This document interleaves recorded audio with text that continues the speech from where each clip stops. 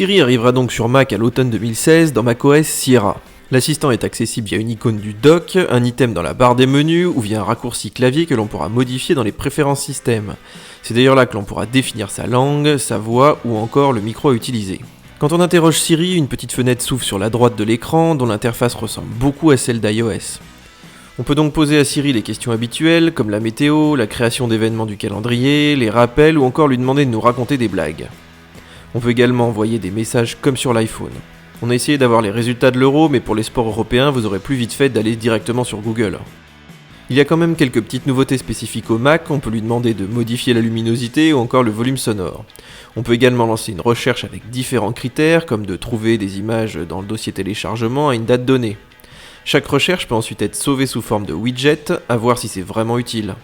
Enfin, il est également possible de lui demander de lancer des applications et même de jouer un morceau sur iTunes.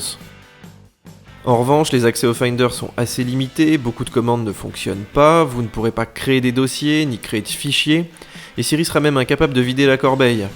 Parfois, il nous proposera de lancer Siri File Search, une application un peu vide dont on ne sait pas trop à quoi elle sert exactement.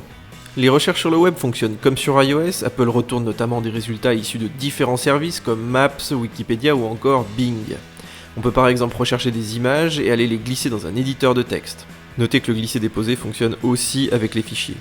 Pour l'anecdote, lors de nos essais, on a entendu les ventilateurs se mettre à souffler extrêmement fort. En réalité, ils s'éteignent pendant la dictée, mais s'affolent une fois la recherche effectuée, ce qui est un petit peu pénible. Siri est donc arrivé sur Mac, mais on est encore loin de pouvoir réellement contrôler son ordinateur à la voix. On se limitera pour l'instant à des recherches en langage naturel, ce qui est déjà un bon début. On regrette aussi qu'Apple n'ait pas activé d'iSiri sur macOS ou encore activé HomeKit, mais ça viendra sans doute par la suite. Pour le reste, la plupart des fonctions proposées sont encore obtenues plus rapidement avec le clavier, et il manque encore beaucoup de commandes de base pour prendre l'habitude de s'en servir régulièrement.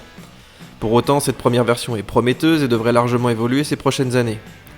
Reste quand même à savoir si on aura envie de parler à son Mac toute la journée, et ça, vous nous le direz dans les commentaires. Voilà, c'est tout pour Siri sur macOS Sierra. Si vous avez aimé la vidéo, n'oubliez pas de mettre des petits likes, et nous on se retrouve sur Mac Forever. Ciao ciao!